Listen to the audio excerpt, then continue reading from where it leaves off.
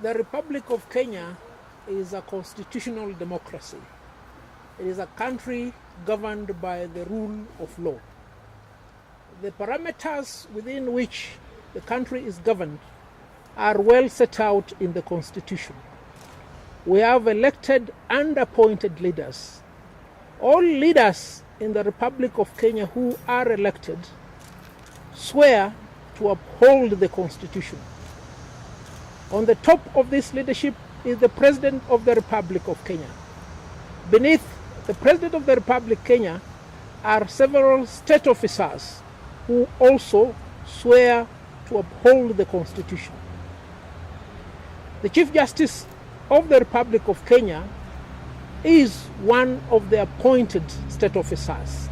He also swears to uphold the Constitution. All advocates, upon their admission, swear to uphold the Constitution and the rule of law.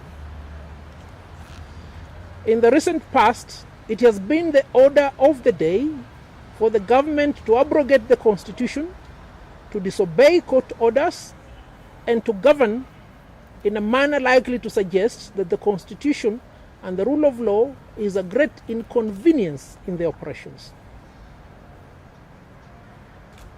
It is almost 6 months now since the High Court directed the President of the Republic of Kenya to swear in 41 judges recommended for appointment by the Judicial Service Commission. The dereliction on the part of the President of the Republic of Kenya has two consequences. One, it indicates that his legal advisors, and this particular case we're talking about the Attorney General and the Solicitor General, are either giving him the wrong advice or he has refused to listen to their correct advice. It doesn't really matter what of the two is the case, because the position is quite clear. It is the responsibility of the President of the Republic of Kenya to uphold the rule of law and to comply with his obligations under the Constitution.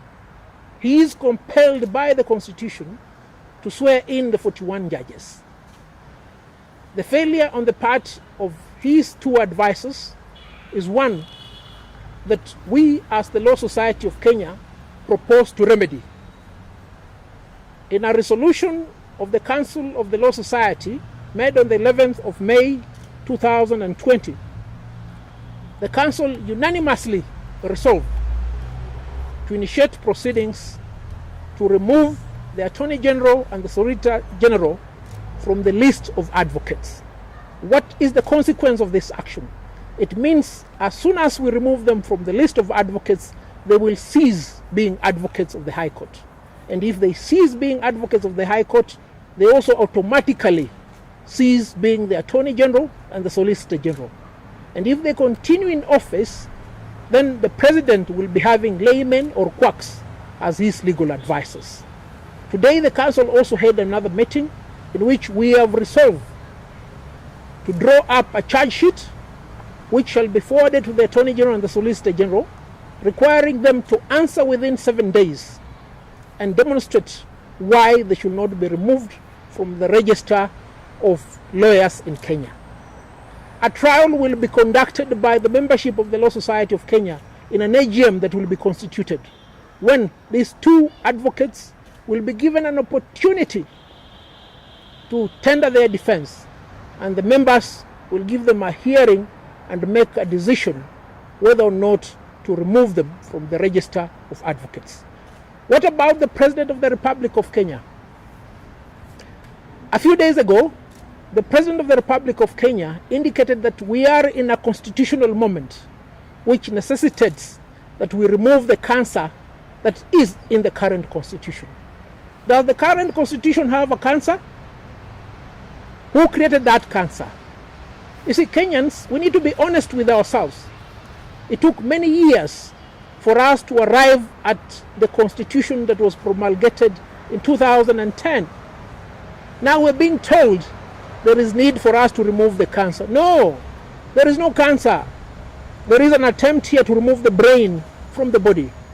And the brain is the transformative progressive constitution that we have. And we must say this without any fear of contradiction.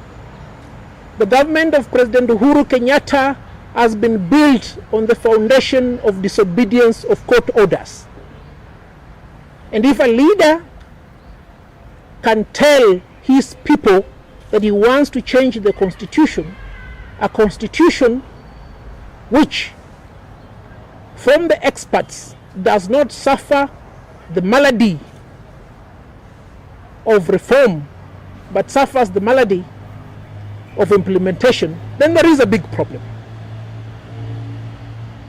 I want to state also that on the 11th of May, the Council of the Law Society of Kenya resolved unanimously, the ones you're seeing here, save for two who are either in Nyanza, Nakuru or Malindi, that we petition the National Assembly and the Senate to initiate proceedings for the impeachment of the President of the Republic of Kenya. Because we cannot have somebody who has taken the oath to govern in tandem with the Constitution who fails to perform his duties under the Constitution. We'll therefore proceed in the manner in which we've indicated. We'll commence with the removal of the Solicitor General and the Attorney General from the list of advocates, and thereafter we'll petition the National Assembly and the Senate to impeach the President of the Republic of Kenya. Now, the responsibility of undertaking the trial of the President of the Republic of Kenya is bestowed upon the legislature. You've seen the manner in which the legislature has acted lately. The legislature has been weakened substantially because the executive wants to have control of the other two arms of government. The executive wants to have control of the judiciary, which they have weakened. They want to have control of the legislature, which they are trying to do right now in what is indicated to be a preparatory process towards amending the Constitution. We want the people of Kenya to understand that the person who has the oversight over the executive, and in particular the president, is the legislature. And as and when we submit a petition to the National Assembly, Kenyans must hold their elected representatives to account. Ensure that you're a member of National Assembly, ensure that you're a member of the Senate gives you a correct account as to why they don't want to take action against the president. This we must do, because Kenyans, if we fail to take action, we are likely to go back to the bad days, the days of the 80s, the days of the 60s, 70s and the 90s, where Kenya was governed as if it was somebody's property. That we should never allow. You've seen our colleagues in the United States of America rose up and protested, their slogan being Black Lives Matter. What matters to Kenyans? Are you satisfactorily benefiting from the Constitution? Are the leaders performing their duties? That is where we are right now. We want our leaders to perform their duties. That is our resolve as the Law Society of Kenya.